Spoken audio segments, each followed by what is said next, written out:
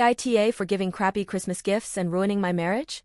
I, 31F, married my soon-to-be ex-husband, M33, in 2018. My in-laws never liked me and made it clear. STBX insisted that they're just putting up a tough exterior and they'll grow to love me. To show how evil they are, one time I joined them for dinner and brought a cake I'd made, because I was always raised to be a gracious guest. When I stepped into the kitchen and offered the cake to his mother as a thank you for inviting me, she took the plate over to the garbage bin, dumped it in, and handed me the plate back. When I told my husband what she did, he confronted her and all of a sudden the crocodile tears started and she claimed she grabbed the plate but didn't get a good grip. I let go too quickly, and it fell to the floor, so of course it had to be thrown away. My SIL confirmed that was what happened.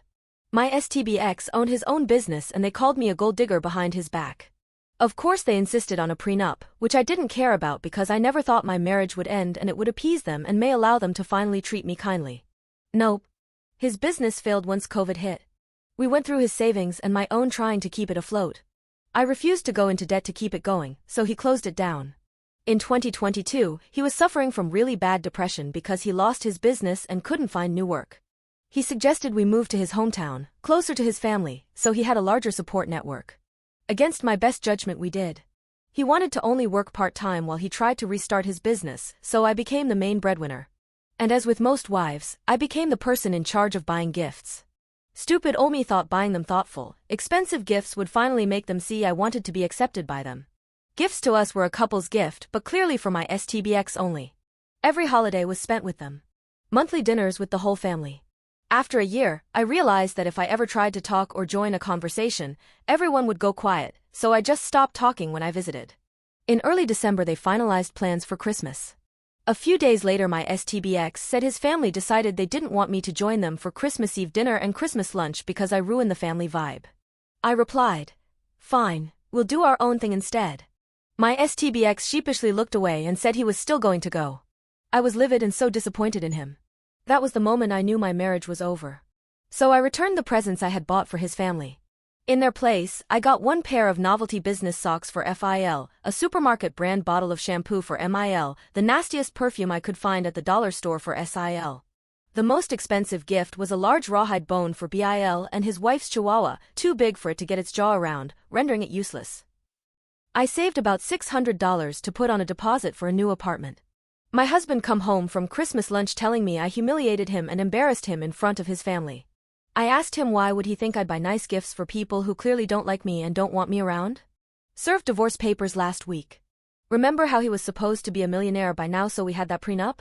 STBX is not eligible for any of my savings, it was required to keep separate accounts, or alimony. He doesn't have money for rent and auto insurance. Not my problem anymore. Some of my friends and family and on my side and proud that I went out in a blaze of glory. Others are telling me I was being way too petty, which isn't really like me. So, AITA? Update. Many thanks to everyone for their support in my last post. I thought I'd send a small update. First, for those who asked how the deposit on my new apartment was only the $600 I saved on the gifts, it certainly wasn't. I had to dip into savings, but that $600 helped. My STBX didn't bother reaching out to me after I left until he was served the divorce papers and my lawyer made it clear we're exercising the prenup. Then it was loving voicemails and texts I never picked up from him and his family for a few days trying to convince me to come back, which eventually turned to threatening and cruel voicemails and texts when it was clear I wasn't budging. My lawyer suggested I don't block them so we have evidence of harassment, if needed. Basically, give them the rope to hang themselves with. But then last night I got call after call from my STBX.